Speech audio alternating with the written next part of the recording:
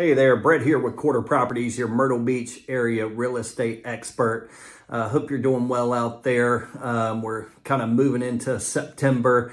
I know temperatures are dropping, cooling off, but what hasn't been cooling off is our real estate market here in the area. It's been pretty active the last 6 to 8 weeks or so. But definitely fall is a great time to visit the Myrtle Beach area. Gorgeous weather, the beach is empty out. So just a really, really nice time to come visit and come look at properties. But today I wanted to hop on here and talk to you about a recent survey was done. Now this info is coming from just a survey of realtors about why a real estate deal or transaction fell apart, why it didn't make it to the closing table.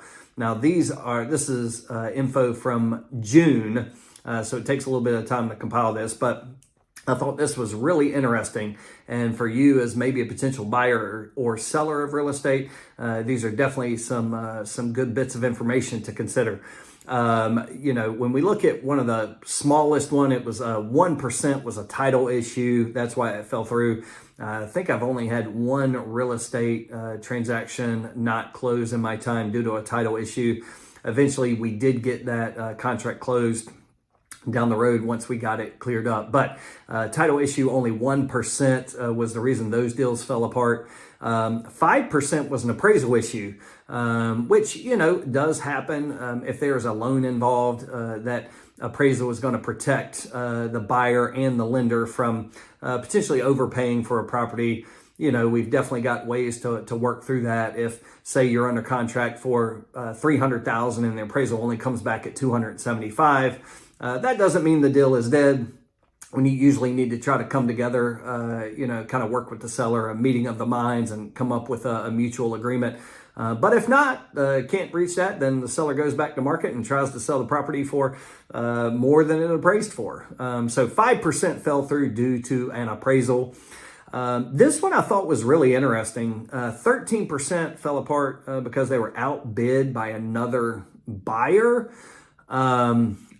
Here in South Carolina, that really didn't make sense to me, because once we're under contract, we're under contract and we're working towards going to the closing table. The seller doesn't leave their house on the market, and the seller doesn't continue to take offers. But maybe in some other states, things might work a little bit differently. But 13% of contracts fell apart because they were outbid by another buyer.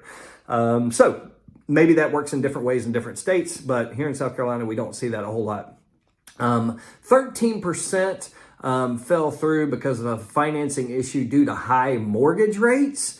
That I thought was very interesting because really when you work with your lender up front and you're getting your pre-approval, you should be getting a good estimate of what your rate will be, and your total payment on the house you're looking at, with your interest, your principal, your taxes, and your insurance.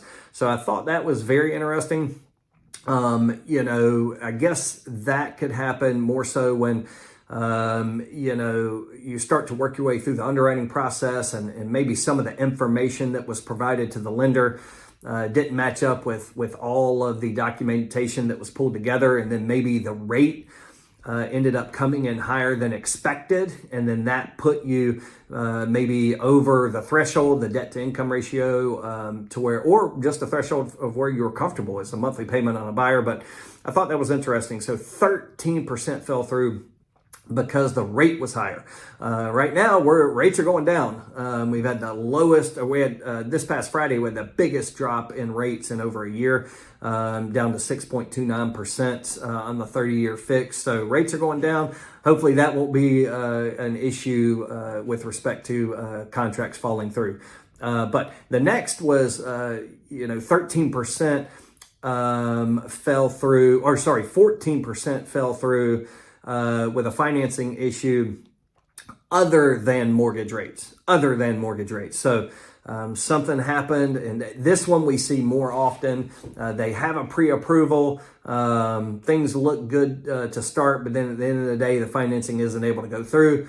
Maybe the buyer financed a Corvette 3 days before closing, something like that. But either way, 14% fell through due to a financing issue other than mortgage rates. Okay. This one I also thought was really interesting. 23% fell through because the buyer or seller got cold feet for some reason. That to me, I thought was very interesting.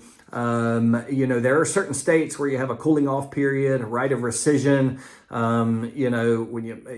South Carolina, we're not like that. Okay. Here, if you make a purchase offer, we actually write it up on the purchase contract.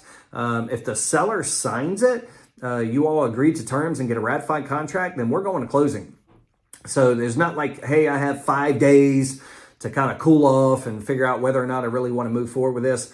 As a buyer, you do have a due diligence period that you can negotiate where you are able to get out for, say, a certain termination fee. But it's not a situation where we are a state where, hey, buyer or seller, we both agreed, we both signed, and you know what, 3 days later, I'm just not feeling it. I'm just going to move on. We're not that kind of state. If you do exit the contract, pull out of the contract without, a reasonable contingency or whatever was written in the contract, then there are potential penalties for not following through on your signed contract. But 23% of the contracts fell apart because the buyer or seller got cold feet. Now, the highest one, 28% fell apart because of an inspection issue. Okay. Now this one, I don't think we see as often here in our area, in the Myrtle Beach area, just because the vast majority of our homes are pretty much built 1980 or later. So they're newer homes, and half of the contracts that close are new construction homes. So we don't see this as often as maybe some areas in the Northeast where homes were built in the 1800s, the early 1900s, where there could be a lot of issues that arise in an inspection issue. But thankfully, here in our area, we don't see that as often. Usually they're very minor things that pop up in an inspection. Hey, it might need a new water heater. Hey, it might need a window sill is not still sealed. Well, that's not a reason to pull out of a contract. So usually very minor issues tend to pop up in the inspection. But across the country, 28% fell apart due to an inspection issue. So I thought this information was really insightful. And for you as a buyer or seller, as you go to make an offer and or especially if you're a seller, you go to accept an offer, it's very important to understand that you're not at the closing table yet. The offer is the beginning point once you sign and you have a contract, and then we've got to navigate our way through these items. And that's where a great real estate agent is usually going to help you navigate the kind of offer you accept, as well as help you work your way through these kind of potential contingencies to make sure your contract stays together and that you end up going to the closing table and either getting keys or getting a check so you can move on and do whatever it is you're looking to do next. So if you found this video helpful, if you'll please click the like button there. If you'll subscribe, if you want to have more interesting tips on the Myrtle Beach area real estate or just real estate in general, interesting knowledge about the Myrtle Beach area, if you want to subscribe and follow us there.